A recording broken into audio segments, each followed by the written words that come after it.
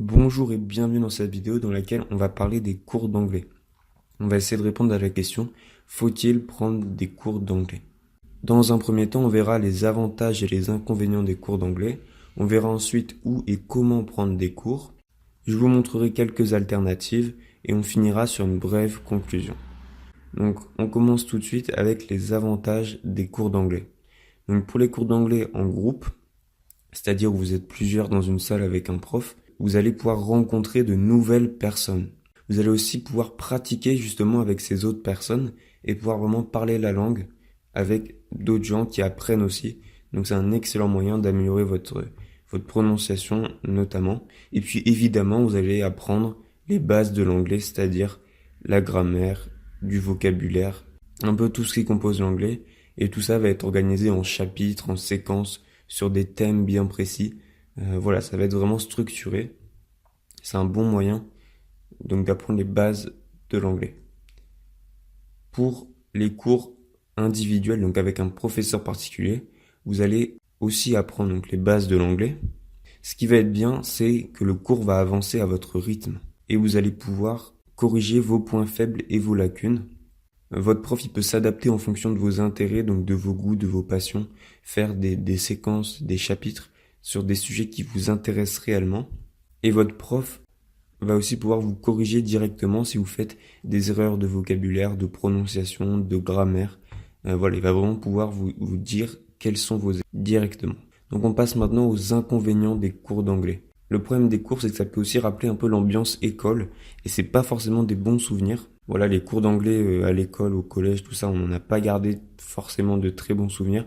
Ça peut bloquer un petit peu au début. Donc voilà, c'est pas forcément un avantage. En groupe, pour certaines personnes, vous pouvez avoir des difficultés à vous exprimer, à prendre la parole et à parler et donc à entraîner votre prononciation. Si vous avez un peu peur du regard des autres, ça peut être un blocage. Un autre problème qui est beaucoup plus important au niveau des cours, c'est que vous risquez d'acquérir des connaissances inutiles, du vocabulaire que vous ne vous servirez jamais, des règles de grammaire très complexes qui sont totalement inutiles. Donc c'est un petit peu dommage. Et puis il y a aussi le fait que les cours d'anglais sont pas abordables pour tout le monde. Ça peut être assez cher. Si vous prenez par exemple 2 heures de cours d'anglais pendant un an à 20 € de l'heure, ça fait 40 € par semaine. Et donc 40 fois 52, ça fait 2080 € par an. Donc ça peut être, voilà, c'est une somme, c'est un investissement. Après, faut pas oublier, apprendre l'anglais, c'est quelque chose d'extrêmement important.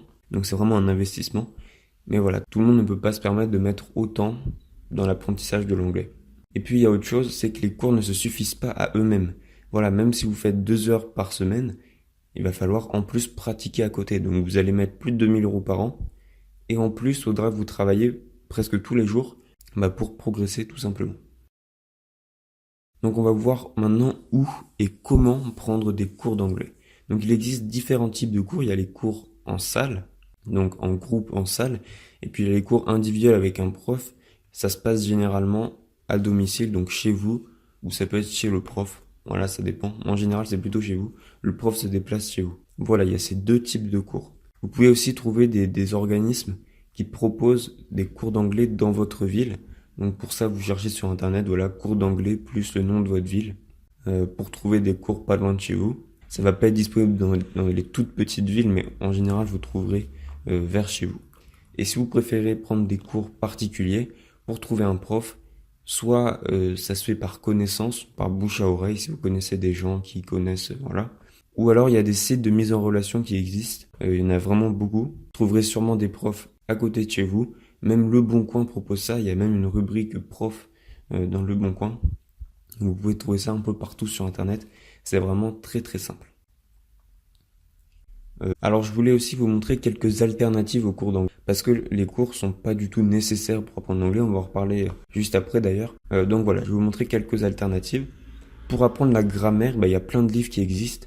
Moi, celui que je vous conseille, c'est le Becherel La grammaire anglaise, qui est très bien fait, qui est très bien structuré. Il coûte pas très cher, il doit coûter une dizaine d'euros sur Amazon. Vous lisez quelques chapitres régulièrement et vous verrez que vous allez acquérir la grammaire anglaise assez rapidement. Pour apprendre du vocabulaire, il y a des services et des applications qui existent, comme Duolingo, Babel, Mosalingua. Voilà, c'est des services assez connus, c'est des applications sur téléphone portable, sur tablette, sur ordinateur, qui vont vous permettre d'apprendre du vocabulaire très facilement. Mais le meilleur moyen d'apprendre du vocabulaire et aussi d'améliorer votre compréhension écrite, c'est évidemment de vous plonger dans l'anglais en lisant des livres, des articles web, des magazines. Voilà, le but c'est vraiment de lire le plus possible. Pour améliorer votre compréhension orale, il faut évidemment écouter de l'anglais. Donc pour ça, vous pouvez regarder des films, des séries, des vidéos sur YouTube, voilà. Des formats où vous allez écouter de l'anglais. Il faut écouter le plus possible et puis entraîner votre oreille. Au début, c'est pas facile du tout, c'est sûrement l'exercice le plus dur, mais avec le temps, ça va se faire et vous verrez que si vous pouvez, au fur et à mesure, vous allez de plus en plus comprendre. Vous allez voir votre progression et c'est vraiment quelque chose qui est très agréable. Pour pratiquer l'anglais, donc pour améliorer votre expression orale et un petit peu écrite, il y a des services dédiés quand vous n'avez pas l'occasion de voyager. Le mieux, c'est évidemment de voyager, mais si vous pouvez pas, il y a des applications, des trucs comme ça qui existent, notamment HelloTalk, que je vous conseille. Je mettrai un lien dans la description. C'est un très très bon service pour pratiquer l'anglais sans sortir de chez vous. Voilà, donc on a fini avec les alternatives. On va maintenant passer à une petite conclusion. Donc, en fait, les cours d'anglais, c'est vraiment un bon moyen d'apprendre les bases de l'anglais et puis même un peu plus que les bases, à condition d'avoir le budget, évidemment.